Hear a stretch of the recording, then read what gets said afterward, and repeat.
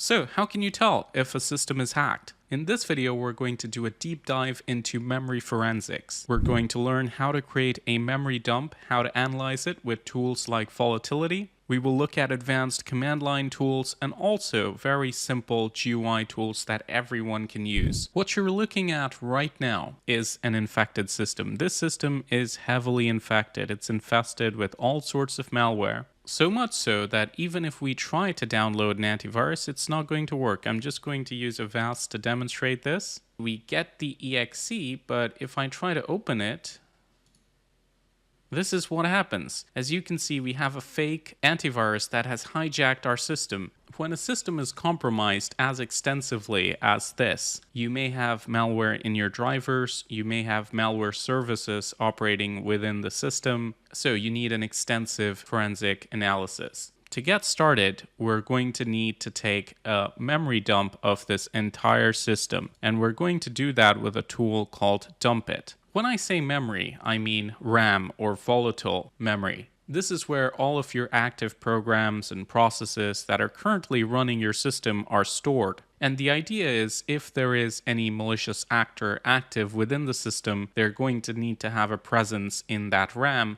in order to do something. So when I say yes, what's going to happen is this program is going to dump all of the data that's currently in this computer's RAM into a file. And then I can take that file into another computer and start analyzing it to see what's in there. The RAM dump was successful, and we have a file on our desktop. So this is our memory dump file. It's 9 gigabytes in size. Another thing I just want to mention is FTK Imager. This is a specific forensic tool. It's free. It allows you to do drive forensics, but what it also allows you to do is if you go into files, you can capture memory. So if for whatever reason Dumpit does not give you a good memory dump or you encounter an error afterwards, try this tool. You just select a destination path, a name, and then it's just going to capture memory. I have already transferred this file. I've renamed it to memdump, and we're going to analyze it using an open source tool called Volatility. Now, by default, Volatility is a command line tool. But there is a tool you can download called Volatility Workbench that'll basically give you a simple UI to operate it. And I highly recommend this for beginners if you're struggling to make sense of what's happening in the command line. If you're not comfortable, you're much better off using this. All we have to do is select the image file here. You can click on Browse Image and do that. The platform, this is Windows, and then click on Get Process List. And what this is going to do is use this command line tool to generate all of the processes that are on this system. And voila, we now have a record of everything that's active here. So let's just scroll through this. As you can see, we have something called Process Hider. That does not sound very nice. So even if I had never seen the system, I didn't know it was infected, now I get this memory dump and I'm looking at it and I'm seeing there's a process hider currently running in RAM. And one of the things you're going to need if you're going to do forensics of any sort is an in-depth understanding of the operating system that you're analyzing. So in the case of Windows, CMD is command line. Similarly, SVC host is a system process. I know conhost is a system process, although etw.exe is definitely not. Of course, a process list, while useful, is not comprehensive. So we're going to do some other commands that you can select here. For example, there is the specific command in Volatility called malfind. And what this is going to do is look for evidence of process injection, certain patterns of malware behavior in memory. So we're going to select it and run it. Once again, we have our results, and as you can see, Volatility has found a lot of suspicious patterns. We've got something in search host, we've got something in SI host, we've got etw.exe. As you can see, the process is still continuing. Apparently, it was unable to read a requested page, but that's okay. We can scroll up and go through everything that it has found. So we're seeing a lot of system process listed here. So it is possible that there is some memory injection that is happening on the system where a malware is hijacking system process to do something malicious. Unfortunately, while this workbench is pretty cool, it does not have all of the commands that are available with Volatility. So this is where we're going to switch to the command line interface and try to get an understanding of what's happening on the network. Because I want to capture if there is a malicious entity on the computer that is communicating with an external hacker. Or I should say a malicious server, just to be technically correct here. So how are we going to do that? Well, first of all, we're going to need to open a terminal or command line in the location that we have Volatility installed. Oh, when I say Volatility installed, it just means where I have the exe file. It's a standalone tool, but we are going to open a terminal here. And this is where we're going to do some command line magic. Now, if you do open terminal, by default, it's going to open in PowerShell. You want to make sure that you are using command prompt. Now, if you don't know how to navigate to a folder, I don't want to skip over that because someone may not know this. Normally, when you're going to open command prompt, it's going to open in a system directory or a user directory like your username, but you can move to any directory of your choice by selecting the path. So for example, this is C Lab Forensics. I can just copy this. And then you can type cd space the directory and boom, you're there. You need to type vol.exe and you can say -h.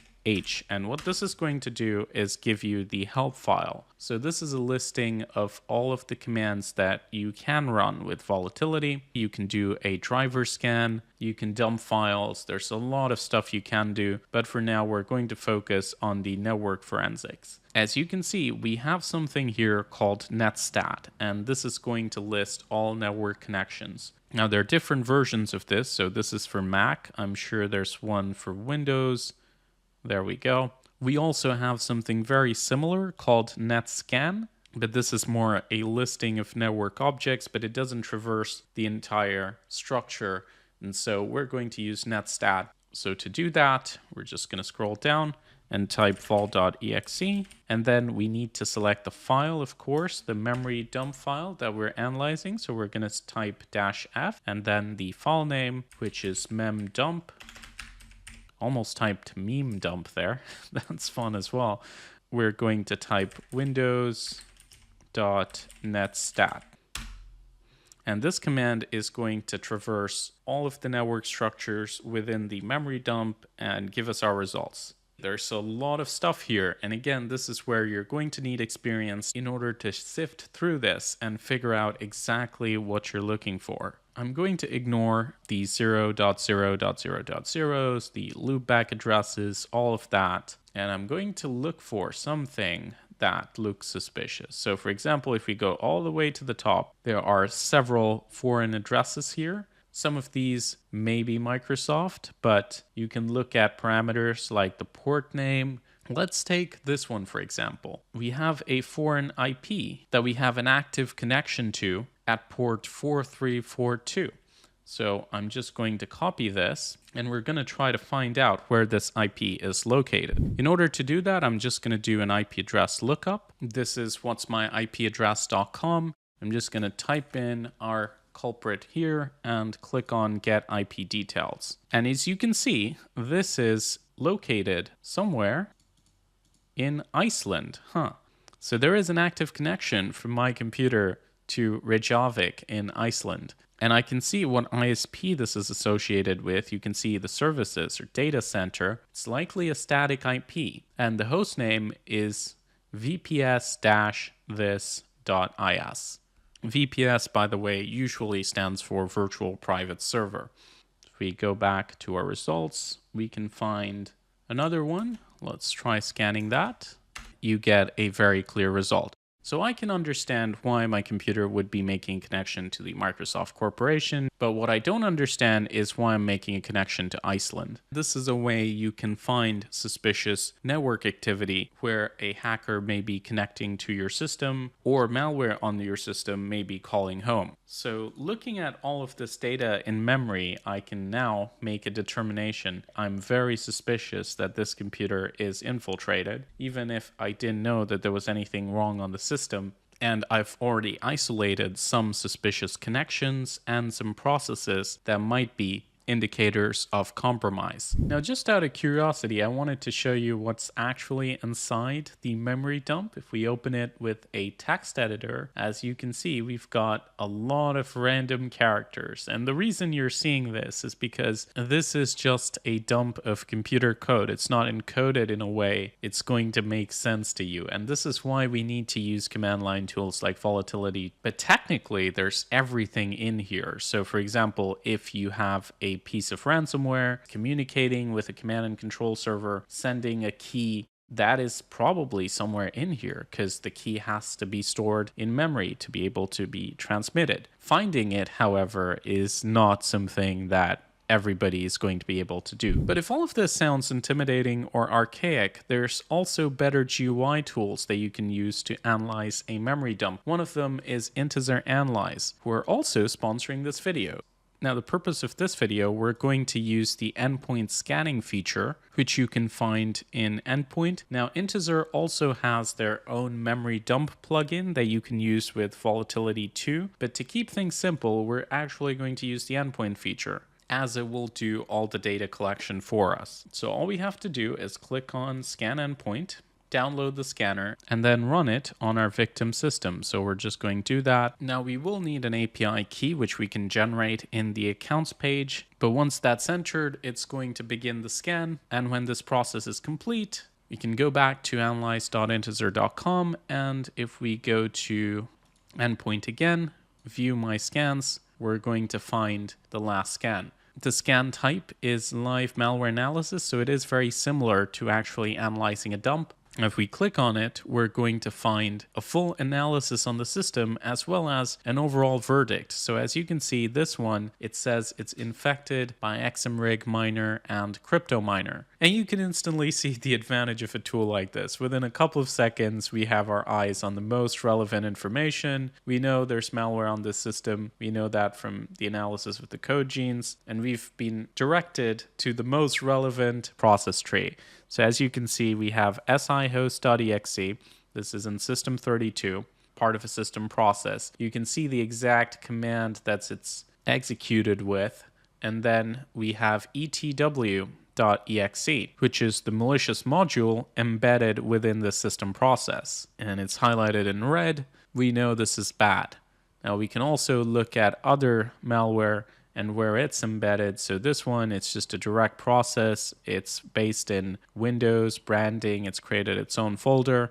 If we look at the next one, you can see this one also is its own process. And then the last one is embedded within dllhost.exe. So interestingly, we've got two DLL hosts here. As you can see, this is the trusted Microsoft module. It's the actual DLL host. And then, of course, we have the malicious DLL host right next to it. And if we look at the verdict here, it says replaced memory. So this is like a case of process hijacking. So if you would like to try this out for yourself, analyze.integer.com. Also, they have really good customer support. So if you have any questions, or if you want a trial of some of their enterprise features, I would definitely suggest reaching out to them because they're very nice and they might just accommodate you. Now that concludes the video, but don't go anywhere because we're going to have a live Discord workshop right after this premieres. I will be there and we're going to do some memory forensics live. We're going to have a look at some of your systems and we'll see what we find. And also, if you have any questions about anything that you just watched, you're welcome to drop into voice chat. So I'll see you at the event in a minute. But please like and share the video if you enjoyed it. In-depth videos like this do take a lot of effort to produce, so if you'd like to see more, please let me know in the comments down below. I'm also planning on making a follow-up video where we clean this infected system, get rid of the fake AV and all of that, so make sure you're subscribed if you want to see that. It's going to be a lot of fun.